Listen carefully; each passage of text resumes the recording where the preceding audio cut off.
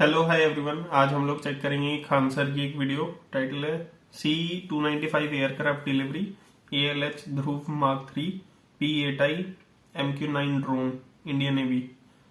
Let's jump to the video.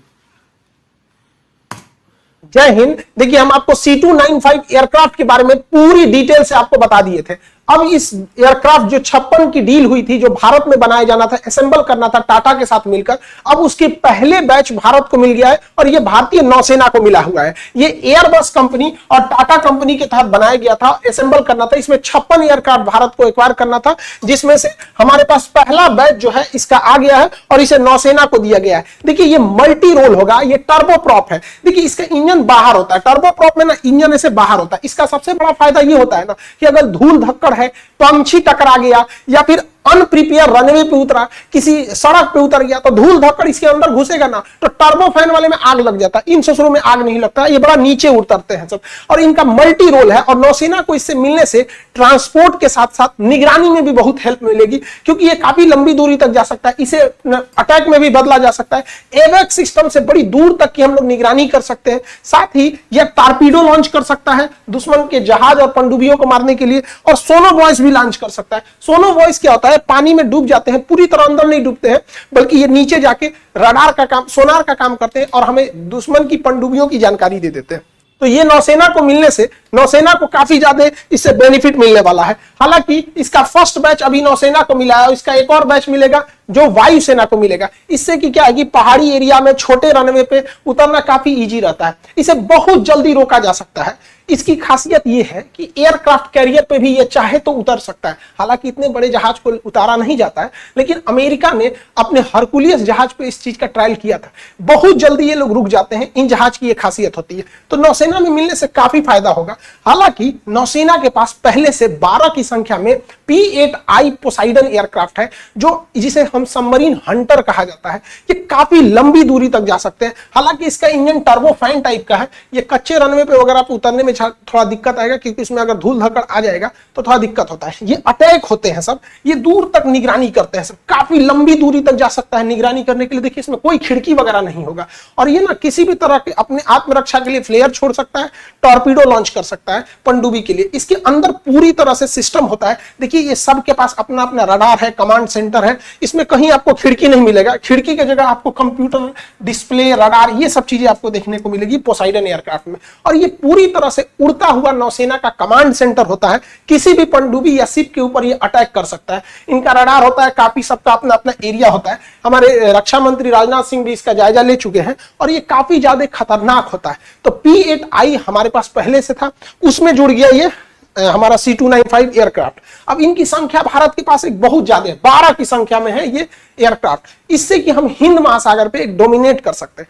हालांकि हमें अभी ऐसे एयरक्राफ्ट की लगभग 20 और संख्या की जरूरत है, लेकिन इन एयरक्राफ्ट के अंदर लगने वाले मशीन, रडार, सेंसर, सोनोवॉइस, ये सब उतने महंगे नहीं है, जबकि अमेरिका इसके जहाज का ही कॉस्टिंग ज्यादा करता है। तो हम लोग को क्या दिक्कत है? हम लोग अगर जहाज बनाने की टेक्नोलॉजी ले ले तो अंदर मशीन सिस्टम लगा देंगे यहाँ पे, तो कॉस्टिंग की वजह से हम इसे और नहीं ले पा रहे हैं। हालांकि हमारे पास 10 अरब सागर में, 10 बंगाल की खाड़ी में और 10 हिंद महासागर में, 30 तो ऐसे चाहिए, बाकी 10 ऐसे एक्स्ट्रा बैकअप सर्विसिंग या फिर अलग डिप्लॉयमेंट के लिए चाहिए। और कम से कम हमारे पास 40 ऐसे P-8I होने चाहिए। हालांकि जहाज की प्राइसिंग को लेकर यह सिस्टम अटका हुआ है। हालांकि भारत आगे अगर कोई जहाज कंपनी के साथ करेगा तो आगे देखा जाएगा। निगरानी के सिलसिले में हमारे पास एक और अमेरिका से लिया हुआ MQ-9 रीपर ड्रोन है। यह बहुत लंबे समय तक, और इसमें तो कोई पायलट बैठता ही नहीं है, ये रिमोट से चलाया जा सकता है और पूरी तरह से निगरानी करने में ये सक्षम है। MQ-9 रीपर ड्रोन ये लंबे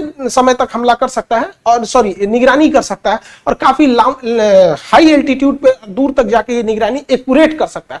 अमेरिका इसका बहुत यूज करता है। हालांकि इसका हम लोग नौसेना में यूज करेंगे। हालांकि अगर काउंटर इंसर्जेंसी या फिर निगरानी के लिए कश्मीर के पहाड़ी क्षेत्र में भी इसका यूज करना चाहे तो कर सकते हैं, लेकिन पहाड़ और जंगलों में ड्रोन ज्यादा काम नहीं आते हैं, क्योंकि छुप जाने के बाद ऊपर से कुछ खास चीज दिखता नहीं है। तो ये जो ये MQ-9 रीपर ड्रोन है, इसका एक हमलावर वर्जन भी है। तो अमेरिका ने हमें हमलावर वर्जन नहीं दिया, अटैक वर्जन नहीं दिया, हमें उसने केवल निगरानी वाला दिया है। MQ-9 रीपर ड्रोन, इसकी संख्या 31 की संख्या में हम लोगों ने अमेरिका से इसकी डील की है। इससे भी हमारी समुद्री निगरानी बढ़ेगी और समुद्र के चप्पे चप्पे पे हम लोग नजर रख सकते हैं यहाँ पर, क्योंकि हम लोग दोनों ओर से घिरते जा रहे हैं। श्रीलंका, मालदीव भी चाइना के इन्फ्लुएंस में धीरे धीरे काफी हद तक आगे बढ़ चुके हैं। इसी सिलसिले में भारत की जो हिंदुस्तान एरोनॉटिक्स लिमिटेड है, उसने थल सेना, वायुसेना और नौसेना के लिए ध्रुव हेलीकॉप्टर बनाए थे। इसमें जो नौसेना का वर्जन है ना, एडवांस लाइट हेलीकॉप्टर ध्रुव मार्क 3, ये नौसेना के लिए स्पेशली बनाया गया। इसमें ट्रांसपोर्ट का भी काम कर सकते हैं हम, सैनिकों को भी ले जा सकते हैं। कोई रेस्क्यू मिशन है, अगर कोई जहाज डूब रही है तो वहां बचाव का भी काम किया जा सकता है इसमें। और इसमें ना हम लोग टारपीडो भी लॉन्च कर सकते हैं, इसमें रडार भी दिया गया है। इसको अगर आप ध्यान से देखिएगा तो ये रेस्क्यू मिशन, कमांडो को ड्रॉप करना, ये सब काम में भी आ सकता है। इसके आगे देखिएगा जो थूथूर निकला हुआ है ना, ये थूथूर इसके रडार सिस्टम है सब, जिससे कि ये निगरानी में काफी ज्यादा सहूलियत उत्पन्न करता है। और इसमें सबसे अच्छा चीज क्या है कि क्योंकि नौसेना के काम का है चीज, कोस्ट गार्ड के काम का है, तो हमेशा इसे समुद्र के ऊपर ही उड़ना है। और समुद्र में उड़ने की वजह से एक डीमेरिट ये है कि अगर इंजन की कोई खराबी आती है, ऐसे नॉर्मल जगहों पे अगर इंजन खराबी आई है तो आप लैंड करा दीजिए वहां पे। इंजन बंद भी हो गया तो ऑटो रोटेट से धीरे धीरे जहाज आके नीचे उतरता है, जिससे कि उतनी नुकसान नहीं होता है। लेकिन पहाड़ी क्षेत्र पे और समुद्र के क्षेत्र पे अगर इंजन बंद हुआ या कोई दिक्कत हुआ तो बहुत पहाड़ी क्षेत्र में तो उलट जाता है सीधे। जैसे हमारे CDS बिपिन रावत सर का पहाड़ी क्षेत्र में था, वहां बचना काफी मुश्किल होता है। समुद्र में भी यही होता है, सीधे नीचे गिर जाता है। तो जब ये नीचे गिरेगा ना तो इसके अंदर बड़े बड़े बलून होते हैं, उसमें अचानक एयर भर जाएगा वहां पर, एयर बैग टाइप का, और ये डूबेगा नहीं। इसमें से पायलट निकल के तुरंत उसके खोपड़िया पे उठ के बैठ जाएगा, हल्ला करेगा, डूब गई रे, हम जल्दी आओ, बचाओ हमको यहाँ पे। तो ये ठीक है ये नौसेना के काम में, क्योंकि अगर इमरजेंसी स्थिति आई तो उसमें भी कर सकते हैं। देखिए नौसेना के जहाजों को, हेलीकॉप्टर को दूर अगर समुद्र में है और वहां से अगर उसको निगरानी करना है तो बार बार अगर वो बंदरगाह पे या किनारे आएगा तो उसका फ्यूल खत्म होगा। इसलिए नौसेना का कोई जहाज अगर समुद्र में है, 500 किलोमीटर दूर समुद्र में, तो वापस नहीं आएगा, उसी जहाज पे उतर जाएगा। वहां उसका पायलट रेस्ट कर लेगा, पायलट की ड्यूटी भी चेंज हो सकती है, उसमें फ्यूल भर सकता है, एमुनिशन भर सकता है। लेकिन नौसेना की जहाजों पर या एयरक्राफ्ट कैरियर पे ज्यादा जगह नहीं होता है, इसलिए अगर कोई हेलीकॉप्टर का जो रोटर होता है ये बहुत ज्यादा जगह लेता है। इसलिए नौसेना की चाहे वो लड़ाकू जहाज हो, उनका भी विंग ऐसे फोल्ड हो जाता है, और हेलीकॉप्टर हो तो उनका जो रोटर होता है वो घूम जाता है। तो इसका ना रोटर जो होता है वो फोल्ड हो जाता है, जिस वजह से ये काफी कम जगह लेता है, और कम जगह लेने की वजह से वो कहीं भी खड़ा कर सकते हैं। फोल्ड करके इसे बांध दिया जाता है, नहीं तो फोल्ड किए, हवा चला, तूफान उफान आया तो घूमने लगेगा यहाँ पे। इससे फायदा ये है कि इतने बड़े भारी भरकम हेलीकॉप्टर को आप छोटे से एरिया में कार की तरह पार्किंग कर सकते हैं। देखिए ये सारे हेलीकॉप्टर खड़े हैं, सबका यहाँ रोटर ऐसे करके बांध दिया जाता है, तो ये बहुत फायदा करता है हेलीकॉप्टर में। तो इससे भी हमारी निगरानी काफी बढ़ेगी। देखिए हेलीकॉप्टर को कहीं ना कहीं बीच में लैंड कराना जरूरी होता है, क्योंकि इसका फ्यूल ज्यादा नहीं होता है, क्योंकि बहुत ज्यादा इसमें फ्यूल भर देंगे ना तो ये इसकी उठाने की क्षमता घट जाएगी, कैरिंग कैपेसिटी घट जाएगी। तो उतने में वो उतने लोगों को रख सकता है, सैनिकों को रख सकता है, या उतना हथियार ले जा सकता है। लेकिन अगर ये समुद्र में गया है तो अगर वहां उसको एक जहाज चाहिए लैंडिंग करने के लिए, तो यहाँ जहाज लैंड कर सकता है। या अगर कोई जहाज पर कोई लुटेरों ने कब्जा कर लिया, अभी देखेंगे हैती विद्रोहियों ने एक जहाज को बाब अल मंदेब जलसंधि, जिसको आंसुओं का द्वार भी कहते हैं, वहां पे कब्जा कर लिया वहां पे हेलीकॉप्टर से। तो अगर हमें कमांडो उतारना है तो उस कंडीशन में भी ये काफी हेल्प करता है, क्योंकि इसमें बैठने की भी कैपेसिटी ज्यादा रहती है। कमांडो इसमें भी बैठ सकते हैं यहाँ पर हेलीकॉप्टर पे लैंडिंग के लिए। देखिए हेलीकॉप्टर लैंडिंग में ना हम जैसे कोई ये हेलीकॉप्टर कोई जहाज ही फंस गया है तो इसमें से रेस्क्यू भी कर सकते हैं, या इससे कोई इमरजेंसी में कोई चीज चाहिए तो तुरंत अपने ऑफशोर बोले ऑनशोर बोलेगा यहाँ पे कि हमको ये चीज को चाहिए, तो हेलीकॉप्टर से उसे लाया जा सकता है। लेकिन समुद्र में मौसम बिगड़ते रहते हैं, समुद्र में मौसम बिगड़ने के कारण सोचो हेलीकॉप्टर जहाज ये टेढ़ा होकर इसे घूमने लगता है, उसे हम रोलिंग बोलते हैं। ये नेचुरल चीजें हैं, हमेशा जहाजों में होती है रोलिंग, जिससे विमान में टर्ब्यूलेंस होता है। तो पानी वाली जहाज में टर्बुलेंस नहीं, पानी वाली जहाज में रोलिंग होता है। अब बताइए उस रोलिंग कंडीशन में हेलीकॉप्टर को तो उतारना आफत हो जाएगा, यहाँ पे उतरेगा कैसे यहाँ पे। तो इसके लिए यूज किया जाता है बियर ट्रैप का। ये बियर ट्रैप जो होता है ये इसी का यूज किया जाता है। इस बियर ट्रैप को एक आदमी यहाँ से मैकेनिकली कंट्रोल कर रहा होता है। कोई भी जहाज जब इसमें आता है तो अपने नीचे से एक केबल ले आता है, वो केबल इस बियर ट्रैक से अटैच हो जाता है, और इस हेलीकॉप्टर इस जहाज को ये बैठा ऑपरेटर जो होता है ये उसे सिंक कर देता है। अगर जहाज इधर घूमेगी तो हेलीकॉप्टर भी ऑटोमेटिक इधर घूम जाएगा। जैसे कनेक्ट होगा ये बियर ट्रैप से ये इसका केबल, तो ये दोनों एक ही डायरेक्शन में जाएंगे। अगर ये भी जाएगा तो ये भी जाएगा, मतलब पायलट को अब आसानी हो जाएगी बियर ट्रैप में फंसाने के बाद यहाँ पर। तो ये बहुत जरूरी होता है खराब मौसम में उतारने के लिए। देखिए भारत जो है ना इधर पाकिस्तान से टेंशन में है और इधर चाइना से। ये दोनों, चाइना के पास पनडुब्बियां इतनी ज्यादा हैं कि अगर हम पनडुब्बी बनाने की चालू करेंगे तो चाइना की बराबरी करते करते हमें 50 साल लग जाएंगे। और पनडुब्बी किसी भी समय इतनी छोटी होती है कि भारत के आगे ये हमला कर सकती है, खतरा बन सकती है। पाकिस्तान की पनडुब्बी PNS साद, जब हम लोग ने सर्जिकल स्ट्राइक किया था तो यहाँ कराची के बंदरगाह से गायब हो गई थी, अंदर घुस गई थी। और हम लोग जब उसे सर्च करते गए करते 21 दिन बाद मिली थी। तो हमें ये एरिया को सिक्योर करना है। अब इतने बड़े एरिया को सिक्योर करना अपने आप में एक चैलेंज है, और एक तरह के हथियार से, एक तरह के एयरक्राफ्ट से आप नहीं कर सकते। कम दूरी के लिए अलग चाहिए, ज्यादा दूरी के लिए अलग चाहिए, मीडियम के लिए अलग चाहिए। तो देखिए, इसके लिए हम लोगों ने इसका तोड़ निकाल लिया कि अगर पास की निगरानी करना है तो ध्रुव हेलीकॉप्टर ठीक है।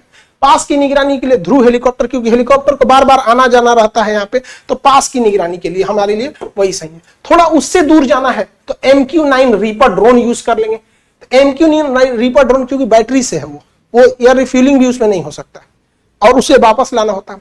अगर ज्यादा दूर जाना है, उससे भी ज्यादा दूर अगर हम लोग को जाना है, तो वहां पे हम लोग यूज करेंगे C295 जहाज टर्बो प्रॉप, क्योंकि वो एयर रिफ्यूलिंग कर सकता है। तो यहां हम यूज करेंगे C29, यहां यूज करेंगे MQ-9 रीपर यहाँ पे। और बहुत दूर जाना है, बहुत दूर के लिए, तो बहुत दूर के लिए हम लोग यूज करेंगे P8I को। P8I ये जो है पोसाइडन। तो हम लोग 4 लेयर की सिक्योरिटी कर देंगे। इससे क्या है कि कोई भी पनडुब्बी और हिंद महासागर में हम डोमिनेट अच्छा कर सकते हैं। तो यहां हमारे नौसेना के अधिकारियों ने बहुत ही समझदारी वाला स्टेप लिया है, जिससे कि हम चाइना की अपनी पनडुब्बी बनाते रहेंगे, लेकिन इस दौरान हम चाइना को के डिफेंस भी आराम से कर सकते हैं। और देखिए, यही निगरानी में लापरवाही का नतीजा था कि 26/11 में मुंबई में अटैक हुआ, क्योंकि जहां वो लोग अजमल कसाब और उसकी पूरी टीम आई थी, जो वो सब जहाज को चेंज कर रहे थे सब यहाँ पर, तो हमारे पास प्रॉपर निगरानी नहीं थी। तो उसी समय से ये सब सिलसिला चलते आ रहा है। तो आपको क्या लगता है इसके बारे में कि ये निगरानी व्यवस्था बेहतरीन है या नहीं है? और यूपीएससी और बीपीएससी वाले जितने एस्पिरेंट हैं, देखिए पिछले साल जो हम लोगों ने यूपीएससी दिसंबर में लॉन्च किया था, वो बैच लगभग हम लोग कंप्लीट कर चुके हैं। लगभग 90% उसका सिलेबस खत्म हो गया और दिसंबर तक उसके पूरे सिलेबस को खत्म कर देंगे हम लोग। फिर 4 महीना उसमें रगड़ के test series, previous year question, revision, सारी चीज कराए जाएंगे और एकदम बेहतरीन इस बार का रिजल्ट होगा आप लोग का।